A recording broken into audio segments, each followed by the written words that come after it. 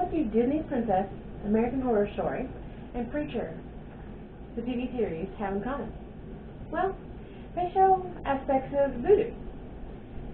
The majority of today's media actually shows the negative aspect. But voodoo is a religion that supports devotion to spirits and to your ancestors. And they spend a lot of their time helping others. A lot of times it's the less fortunate or the sick. Everyone's heard a horror story about someone using a voodoo doll to harm others. But voodoo is not all scary stories and malintent. Since a young age, I've always been curious about the occult and unconventional religion. Now, over the years, I've had the opportunity to study many different world religions, including voodoo. To help you understand a little bit more about Louisiana voodoo culture, I'm going to discuss the origins of voodoo, how voodoo is seen, and how voodoo is practiced. To begin, let's discuss the origins of voodoo. From a conversation with the high priest of voodoo, in an article from Country Roads magazine, it states that anthropologists estimate that voodoo has existed in West Africa for 6,000 years.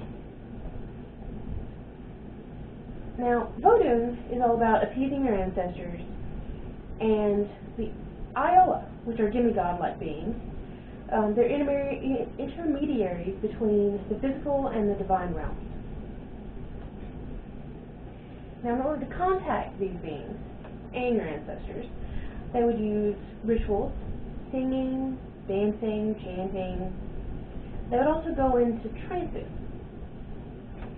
Now, voodoo came to New Orleans in the 1700s. Came when the slaves came from the slave coast in West Africa. Now, in these French colonies, everyone was under French law, and they were required by law, including the slaves, to be baptized into the Roman Catholic Church. Now, Roman Catholicism and West African religions, they have a lot in common. They follow one God, which is the Creator. They venerate lesser divinities, which, in the case of Catholicism, is saints, where in the original Voodoo, it was the spirits, or the Iowa. Now, eventually, as they were being persecuted in the colonies, they took the names of the saints and related them to their demigods. That way they could still practice voodoo, whether it's in public or private, without punishment. Now, seeing how the enslaved Africans combined the voodoo traditions with Catholicism, slave owners began to fear aspects of voodoo. And a lot of people think it's the same way today. Now, from the book, The Mysterious Voodoo Queen Marie Laveau, a study of powerful female leadership in 19th century New Orleans, during Spanish rule, the first court case documenting persecution of voodoo practices, the famous Gris-Gris case of 1773. Now, a Gris-Gris is a pouch filled with ingredients, and it's like a good luck charm. The slave owners started to see these voodoo charms as life-threatening. 2 slaves were arrested and accused of trying to poison their overseer with a poisoned Gris-Gris bag. They attempted to kill him. Through the 1850s and 1860s, there were hundreds of arrests. Mostly it was women, because in the voodoo culture, there's more women leaders than there are men. Now, these women, some of them were arrested for the different, concoctions they were brewing.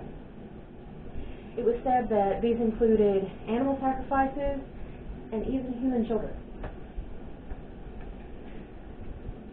And the media, through like Princess and the Frog, many other different shows, they used voodoo dolls.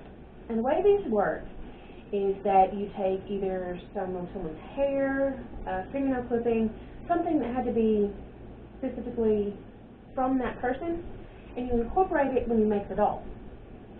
Now, after that point, most of the time they use pins to poke different parts of the body, where it could cause them to have severe migraines, different issues with their stomach, their back, all kinds of different pain. Now, other TV shows and movies, they show a dark side, even darker side than just the voodoo doll. Black magic, curses, sacrifice even sometimes, with different ingredients, different spells. They're shown to curse people to make sure that they have bad luck, or sometimes even kill them. They would have accidents. Now, we've all seen a TV show or movie where a voodoo practitioner has killed a chicken, used its feet for some harmful spell. Let's take a look at the real practice of voodoo in Louisiana. One of the big things is ancestor devotion. This is one of the altars.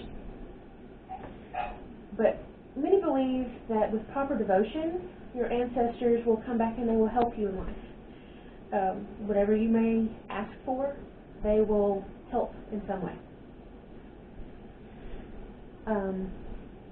Spirit devotion is another aspect of voodoo.